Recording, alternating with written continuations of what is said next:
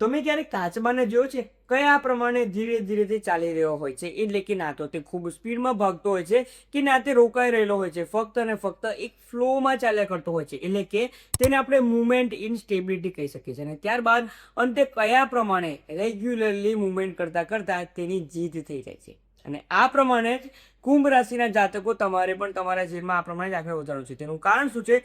તમે પણ તમારા જીવનમાં ખૂબ આગળ વધવા માંગો છો, પરંતુ આગળ કયા પ્રમાણે વધવું છે તે ખબર હોવા છતાં પણ સિચ્યુએશન્સ તે પ્રમાણે થાય છે ને કે તમે તમારા લક્ષ્ય સુધી પહોંચવામાં તમે નિષ્ફળ થાઓ છો. અને ત્યારબાદ રહી જાય છે મનમાં ફક્ત અને ફક્ત રિગ્રેટ, એટલે કે હું કંઈ કામનું નથી, મારા દ્વારા કંઈ થવાનું નથી, અને હું જીવનમાં જે પ્રાપ્ત કરવા માંગુ છું તેમાં ક્યારેય પ્રાપ્ત નહીં કરી શકું. અને ફક્ત ને ફક્ત મને પણ તે પ્રમાણેના લોકો મળે છે કે જે લોકો મને પાછળ પાડવા માટે મારી પાછળ તત્પર રહેલા હોય છે. તો શું તમારી પણ આ પ્રમાણની સિચ્યુએશન ઘણા સમયથી રહી રહી છે? પરંતુ કુંભ રાશિના તમામ જાતકો, ભલે કસોટી ગમે તેટલી હોય, ભલે ગમે તેટલો સંઘર્ષ હોય, જેટલો મોટો સંઘર્ષ તેટલી જ મોટી સફળતા, તેમ હંમેશા તમારે માનવું જોઈએ. અને તેથી જ મે 2026 તમારા માટે શું લઈને આવ્યો છે તેના વિશે ડિટેલમાં ચર્ચા કરશું. જે કાચબાની જે તમને વાત કરી હતી ને, તેના આધારે તમારે સમજવાનું છે કે જો ભલે આ સમય તમારી કસોટીનો છે, છતાં પણ તમારે ડેઈલી બેઝિસ પર નિરંતર થોડું ચાલતા રહેવાનું છે, પોતાના લક્ષ્યને પ્રાપ્ત કરવા માટે આગળ વધતા રહેવાનું છે. અને જો તે જ તમે કરશો તો તમારી પણ સફળતા જરૂરથી સમય સાથે તમને પ્રાપ્ત થશે. તો કુંભ રાશિના તમામ જાતકો, એટલે કે જે કોઈ પણ જાતકોનું નામ ગ, શ, સ આ 3 મૂળાક્ષર પરથી થાય છે તેની થાય છે કુંભ રાશિ. જો તમારી ચંદ્ર રાશિ પર દ્રષ્ટિ કરીએ તો જે પ્રમાણે તમારી સ્ક્રીન ઉપર દેખાઈ રહ્યું છે તે પ્રમાણે રાહુ દેવતા તમારી જન્મ પત્રિકાના ફર્સ્ટ હાઉસમાં વિરાજમાન છે, શનિ અને મંગળ સેકન્ડ હાઉસમાં, ત્યારબાદ સૂર્ય બુધનો બુધાદિત્ય યોગ જન્મ પત્રિકાના થર્ડ હાઉસમાં, શુક્ર દેવતા ફોર્થ, ગુરુ દેવતા ફિફ્થ હાઉસમાં અને કેતુ દેવતા વિરાજમાન છે જન્મ પત્રિકાના સપ્તમ સ્થાનમાં. વળી આ મહિનામાં 4 ગ્રહો રાશિ પરિવર્તન કરવાના છે કે જે તમારી સ્ક્રીન ઉપર તમને દેખાય છે, એટલે કે મંગળ, ત્યારબાદ શુક્ર અને સૂર્ય બુધ તો સાથે 15 તારીખે રાશિ પરિવર્તન કરવાના છે. તો ચલો ચર્ચા કરીએ કે આ મહિનો તમારા માટે શું લઈને આવી રહ્યો છે.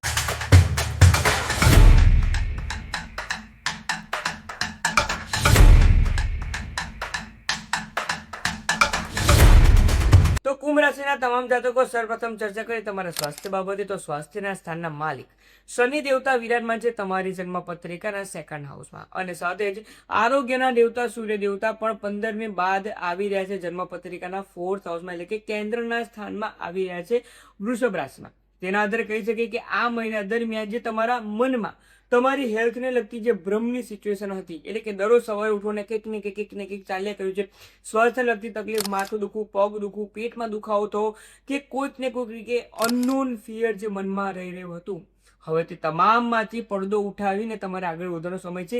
મે 2024માં તમારું સ્વાસ્થ્ય તમને ખૂબ મદદ કરી રહ્યું છે, તે પ્રમાણેના સંજોગો બની રહ્યા છે. તેથી જો તમે ઘણા સમયથી કોઈક હેલ્થ ઇસ્યુઝથી સપડાયેલા હતા, તો હવે તમારી બોડી રિએક્ટ કરી રહી છે અને સાથે સાથે રિકવરીનો સ્ટેજ આવી રહ્યો છે તેમ તમે માની શકો છો. તેથી હેલ્થ પર્સપેક્ટિવથી કુંભ રાશિના તમામ જાતકો આ મહિનો સારો છે. હા, પગને લગતી તકલીફ તમને થોડીક આ મહિનામાં રહી શકે છે, એટલે કે પગનો દુખાવો વારંવાર તમને રહી રહ્યો છે, સિચ્યુએશન બની રહી છે. અને બીજી વાત જે ખાસ સાચવવાની છે, અચાનક જ તમને થકાન ખૂબ રહી રહી છે, એટલે કે નાની વાત, નાનું કામ કરો ને છતાં પણ થાકી જવાય, તે પ્રમાણે સિચ્યુએશન રહે છે. પરંતુ તેના આધારે એવું નથી માનવાનું કે તમારું બોડી ડિગ્રેડ થઈ રહ્યું છે, તેમ નથી માનવાનું.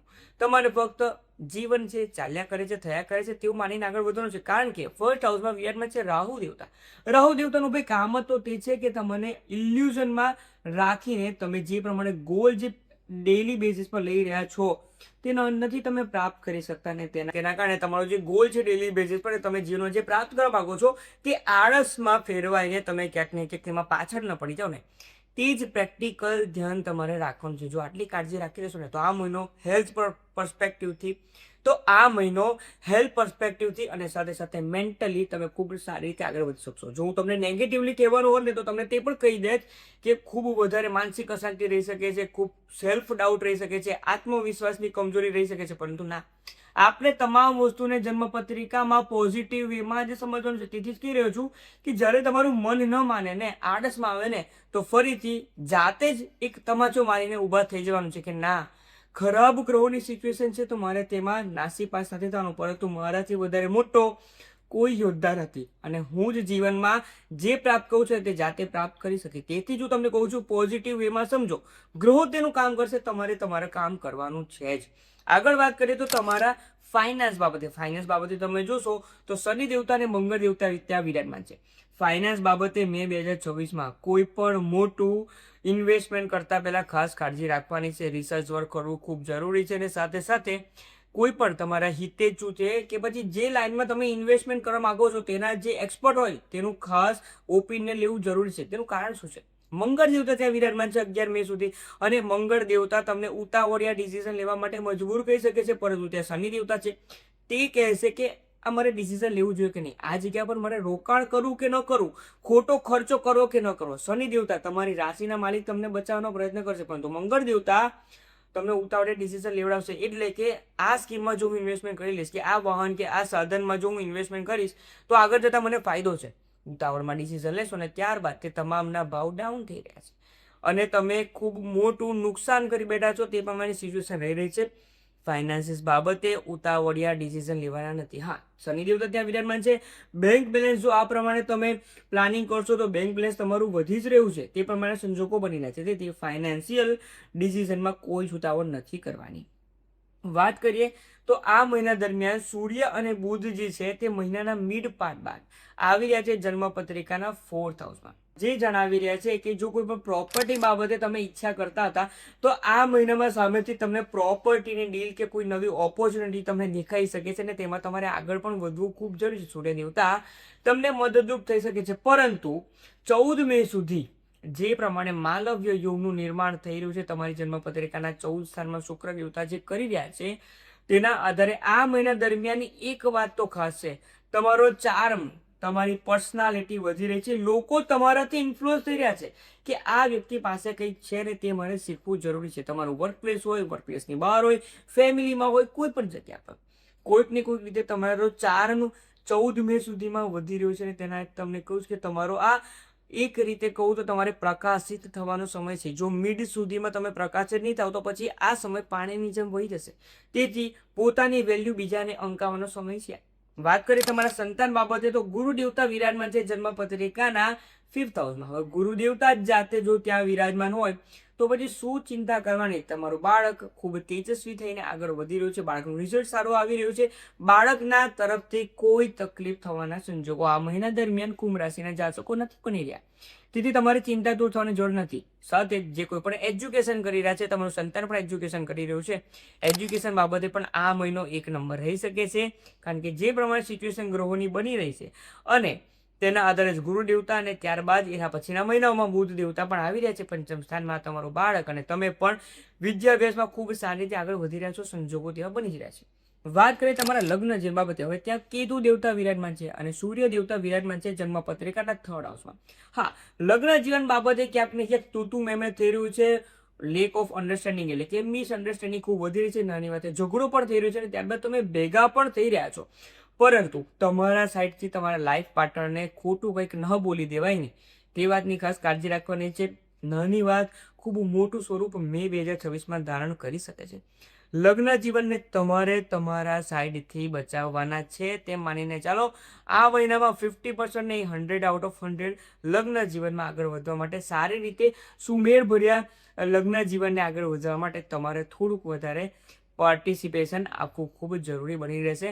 100% તમારે મહેનત કરવી પડશે, કારણ કે તમારા લાઈફ પાર્ટનર સ્વભાવ થોડોક ચંચળ બની રહ્યો છે, જલ્દીથી તેમનો ગુસ્સો પણ આવી શકે છે અને તેમને ખોટું પણ લાગી શકે છે. તેથી આ મહિનામાં લગ્ન જીવન પર ખાસ તમારે કાળજી રાખવી પડશે. વાત કરીએ તમારા ભાગ્ય બાબતે, ભાગ્યસ્થાનના માલિક શુક્ર દેવતા માલવ્ય યોગ બનાવીને બેઠા છે અને તેના કારણે જો હું તમને કહીશ તો તમારા યોગ કારક પ્લેનેટ જો માલવ્ય યોગ બનાવતા હોય તો પછી ભાગ્યનો ભરપૂર સાથ આ મહિનામાં મળવાનો છે. આગળ વધો. તેથી મેં તમને કાચબાની વાત કરી હતી કે મુવમેન્ટ ઇન સ્ટેબિલિટી રાખવાની છે. એક પણ દિવસ એવું ન હોવો જોઈએ કે જેમાં તમે કંઈક પ્રોડક્ટિવ કાર્ય ન કર્યું હોય. ફક્ત કરો અને આગળ વધો, ભાગ્યનો સાથ તમને મળવાનો છે.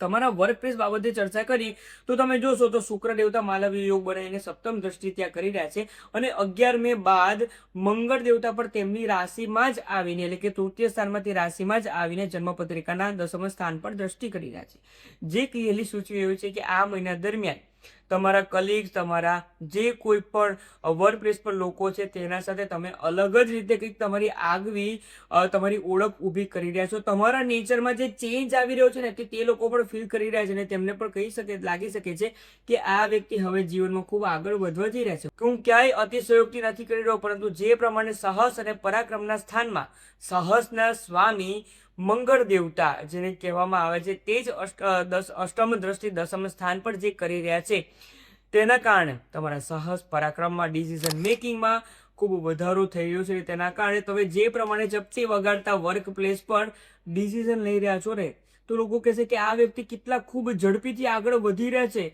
અને તે હવે ખૂબ જીવનમાં આગળ વધશે. તેથી આ મહિનો તમારે તમારા નામનો ડંકો વગાડવાનો સમય છે. બિઝનેસમાં, વર્ક પ્લેસ પર, કરિયરમાં કોઈ પણ રીતે પાછળ નથી પડવાનું. તમારા ભાગ્યનો સાથ પણ મળશે, તમારા બોસનો સાથ પણ મળશે અને તમામ રીતે કરિયરમાં તમે ખૂબ વધારે ઊંચાઈઓ હાંસલ કરી રહ્યા છો. સંજોગો ત્યાં બની રહ્યા છે, તેથી તે પ્રમાણે તમારે આગળ વધવું જોઈએ. જો તમારા જે પ્રમાણે 11મા સ્થાન પર દ્રષ્ટિ કરી રહ્યા છે ગુરુ દેવતા પંચમ સ્થાનથી, જે ક્લિયર ઇન્ડિકેટ કરે છે કે ભાગ્યનો સાથ, કર્મમાં તમે આગળ વધી રહ્યા છો, કરિયરમાં, અને તેના સાથે સાથે તમારી જે ફૂલફિલમેન્ટ છે, ડિઝાયર છે, તમારી જે ઈચ્છા છે તે પ્રાપ્ત કરવા માટે હજુ તમે એક ડગલું આગળ વધી રહ્યા છો. એટલે કે તમારું જે કંઈ પણ ઈચ્છા છે કે મારે આ વર્ષમાં એક કાર પરચેસ કરવી છે, મારી ફેમિલીને આ ગિફ્ટ આપી છે કે કોઈ ફેમિલી ટ્રીપ કરવી છે, તેના માટે કોઈક ને કોઈક રીતે તમે આગળ વધી રહ્યા છો, કંઈક નવું ઘડતર પ્લાનિંગ કરી રહ્યા છો ભાઈ, અને તેમાં સફળ પણ થઈ રહ્યા છો. તે પ્રમાણેના સંજોગો બની રહ્યા છે. આ સમય વારે વારે નથી આવતો, મે બી હોઈ પણ શકે છે કે જૂન મહિના, જુલાઈ મહિનામાં તકલીફ પણ આવી શકે છે. હું અત્યારથી કંઈ જ નથી કરી રહ્યો. અત્યારે ફક્ત ને ફક્ત કુંભ રાશિના જાતકો માનસિક રીતે સ્ટ્રોંગ રહો અને મૂવમેન્ટ ઇન સ્ટેબિલિટી, આ જ એક જીવનનો ગોલ છે તેમ માનીને આગળ વધશો ને તો ફક્ત તમે આગળ વધી રહ્યા છો. તમે પણ તે ફીલ કરી શકશો. તેથી હું તમને આ મોટિવેશન આપવાનું કાર્ય એક કરી રહ્યો છું. ગ્રહો પોઝિટિવ થઈ રહ્યા છે તેના આધારે. આગળ આપણે વાત કરીએ તો તમારે ઉપાય શું કરવા છે. ઉપાય બાબતે દરરોજ સવારે એક લોટામાં સ્વચ્છ જળ લેવાનું છે. તેમાં કાળા અડદ, કાળા તલ અને સફેદ તલ, 3 વસ્તુ ભેગી કરો. મહાદેવ પર નિત્ય અભિષેક કરો. વિદેશમાં છો તો ઘરમાં જે શિવલિંગ છે તેના પર તમારે અભિષેક કરવાનો છે. જો દેશમાં છો એટલે કે ભારતમાં છો તો મંદિરે જરૂરથી જવું જોઈએ, શિવલિંગ પર અભિષેક કરો.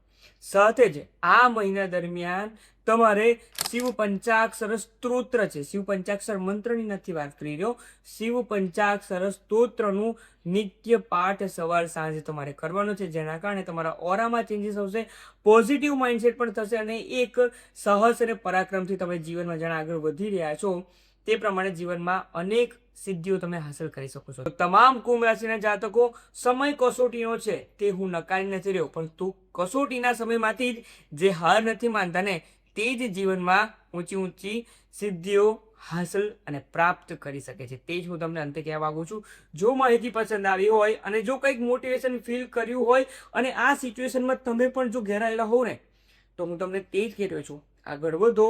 તમને કોઈ નહીં હરાવી શકે ને તમે તે પ્રમાણે પોતાની ઓળખ ઊભી કરી શકશો કે જાણે આ તમામ જે કસોટીનો સમય છે તે તો ફક્ત તમારા માટે એક વોર્મઅપ છે, તે જ તમે ફીલ કરી શકશો. તો માહિતી પસંદ આવી તો તમામ કુંભ રાશિના ફ્રેન્ડ્સ અને ફેમિલી ગ્રુપના તમામ જાતકોની માહિતી શેર કરો અને કમેન્ટમાં આ સમય તમારા માટે કેવો છે તે પણ જણાવવાનું ન ભૂલશો. જે સ્ટાર્ટિંગમાં કહ્યું હતું તે જ તમારા સાથે થઈ રહ્યું છે કે જણાવવાનું ન ભૂલશો. આપ સૌમાં રહેલા શિવ તત્વને મારા વંદન. ઓમ નમઃ શિવાય.